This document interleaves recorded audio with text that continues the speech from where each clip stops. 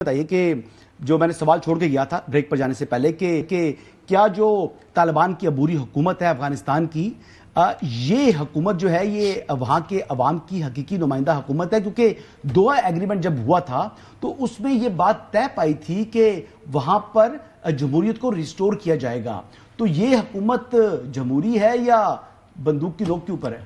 جو انٹرنیشنل جتنی بھی ڈاکیومنٹیشن ہے اس میں ایک لفظ استعمال ہوتا ہے جس کا نام جو لکھا جاتا ہے کہ یہ انٹرم افغان گورنمنٹ ہے. یعنی جس طرح ایک فیز وائز حکومت ہوتی ہے کہ یہ بیٹھیں گے اور اپنے ساتھ جتنے بھی ایتھنیسٹیز ہیں افغانستان میں ان سب کو ملا کر جو ہے یہ حکومت بنائیں گے. اب ریسنٹلی کوئی مہینہ پہلے ایک فرمان جو ہے ان کی سپریم لیڈر نے جو ہے وہ جاری کیا کہ اب یہ انٹرم کا لفظ بھی جو ہے وہ ہٹا دیں. اور اگر افغانستان کی یہ پاپولر حکومت ہوتی تو آج اتنے زیادہ لوگ جو ہے وہ اسائلم سیکرز جو ہے وہ نہیں ہوتے کہ وہ دوسرے ممالک جو ہے وہ ابھی بھی جو ہے وہ جانا چاہتے ہیں. لائن کیوں میں لگے ہوئے ہیں؟ بالکل. اور آبویسلی ایک ہم نے دیکھا کیونکہ غزہ کی وجہ سے اور یوکرین کا جو پرابلم ہے انٹرنیشنل جو ہے وہ جتنا ادھر جو ہے وہ چلی گئی، اس وجہ سے یہ افغانستان بیک برنر پہ جو ہے وہ چلا گیا. لیکن اب یہ جانا جاتا ہے کیونکہ یہ ٹرمپ صاحب کی جو سٹیٹمنٹس آ رہی ہیں بگرام کے حوالے سے اور بھی اس طرح کی سٹیٹمنٹس آ رہی ہیں وہ اسی طرف جو ہے وہ اشارہ کر دی ہیں کہ اب یہ دوبارہ پرائیورٹائز ہوگا.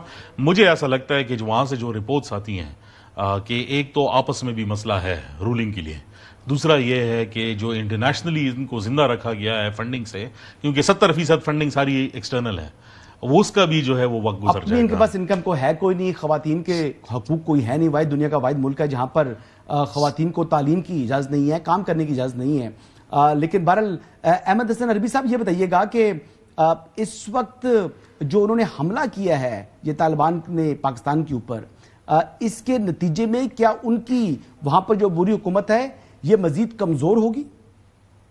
کیونکہ مختلف لوگ جو ان کو ناپسند کرتے ہیں وہ تو ایکٹیویٹ ہوئے ہوں گے نا یقینی طور پر.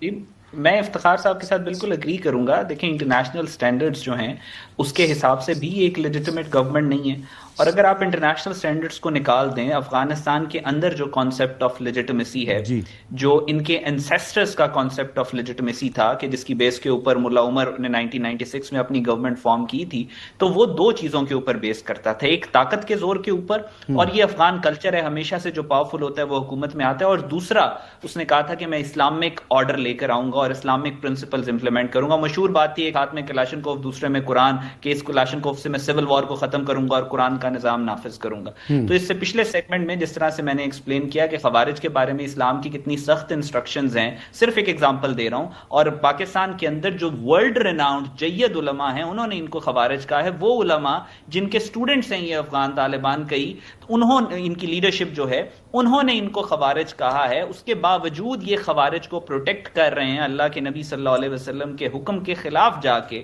یہ ان کے ساتھ مل کر پاکستان کے اوپر جنگ کر رہے ہیں مسلمانوں کے اوپر. سو اس حساب سے اگر دیکھا جائے تو ان میں طاقت تو انہوں نے اپنی کسی حد تک ایکوائر کر لی، لیکن جو اسلام جو لیجیٹمیسی کا ایک مین پلر ہے افغانستان کے اندر وہ ان کے ہاں موجود نہیں ہے. اور افغانستان کے اندر بھی ان کے خلاف بہت زیادہ سینٹیمنٹ موجود ہے. آپ نے آج صرف سوشل میڈیا پہ آپ آبزرو کر لیں کہ تاجک ازبیک کیمپس میں کتنی زیادہ فیکشن مائنورٹیز جن کو انہوں نے بنا دی ہے افغانستان میں، وہ کتنی سخت افغان گورنمنٹ کے خلاف ہے اور کتنا زیادہ رفٹ ہے ان کے اندر. یہ پاکستان کے اوپر جو انہوں نے مس ایڈوینچر کرنے کی کوشش کی ہے یہ اس رفٹ کو مزید بڑھائے گا. ڈاکٹر جمیل صاحب آپ بتائیں کہ جو دوست اسلامی ممالک ہیں بالخصوص سعودی عرب اور قطر، ان کے بھی جو اسٹیٹمنٹ آئے ہوئے ہیں اور یہ کہہ رہے ہیں کہ دونوں فریقین کو تحمل سے رہنے کا اور جو ہے وہ آپس میں بات چیت کے ذریعے کشیدگی کو ختم کرنے کی جو ہے وہ اپیل کی ہے اور کہا ہے یہ راستہ اختیار کرنے کی جو ہے وہ ایک قسم کی نصیحت کی ہے.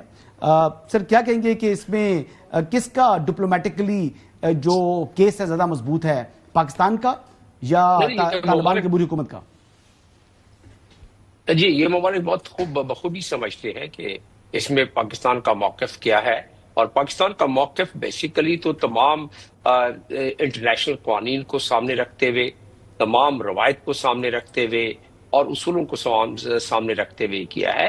اور کوئی ڈکی چھپی بات تو نہیں ہے. آپ کے اس پروگرام میں 2-3 مرتبہ ذکر آ چکا ہے کہ کس طرح کتنی زیادہ فنڈنگ کی جا رہی ہے، کیسے کی جا رہی ہے. اور یہ انٹرنیشنل رپورٹنگ بھی اس پر موجود ہیں. تو یہ رہا سوال یہ تین ممالک ایران، سعودی عربیہ اور قطر، یقیناً یہ ہمارے خیر خواہ ہیں اور یہ افغانیوں کے بھی خیر خواہ ہیں، مطلب ان خوارج کو چھوڑ کے افغانیوں کے بھی خیر خواہ ہیں.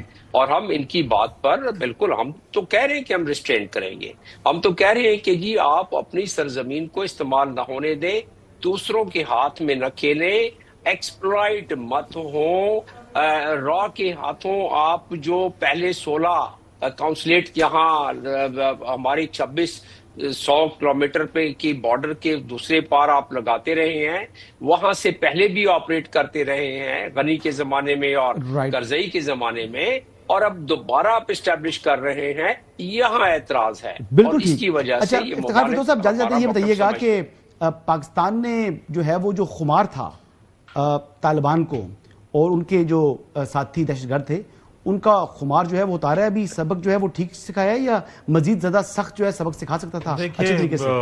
جو پاکستان کا رد عمل ہے، ایک تو ہماری جو فوج ہے اور جو ہمارا بارڈر ہے جس کے اوپر ہماری انویسٹمنٹ ہے بہت بڑی، اگر چاہتے تو اسے زیادہ تباہی کر سکتے تھے. میں یہ سمجھتا ہوں کہ یہ بہت ریسٹرینڈ رسپانس ہے اور رسپانس ہے، ہاتھ کھولا رکھا ہے، یہ رسپانس جواب دیا ہے، صرف جواب دیے ہیں.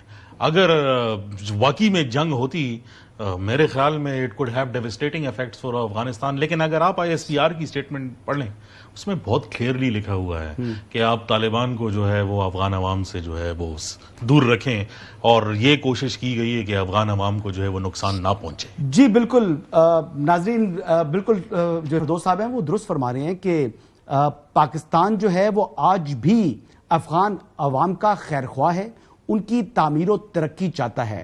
پاکستان نے جو رسپونڈ کیا ہے افغان طالبان کو وہ اپنے دفاع کے اندر کیا ہے.